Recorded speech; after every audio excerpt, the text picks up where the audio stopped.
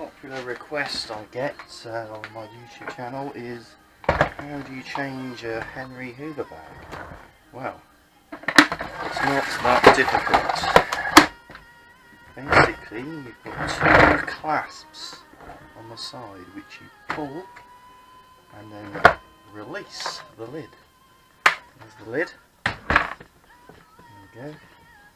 Inside you'll have a filter which you can clean out by bashing outside or somewhere out of the way. And then you have the Hoover bag.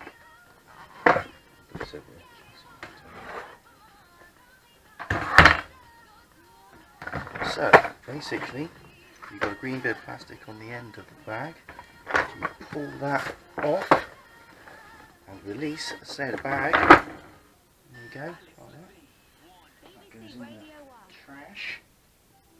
Then you get a new Hoover bag. This is a very important apparently. That goes up there like that. Grab hold of the green and then press onto the black bit. There we go. That's all done. Put that like that. Filter on top. Line up the front with Henry like that. Clamps together. And there we have Hoover bag change. Right.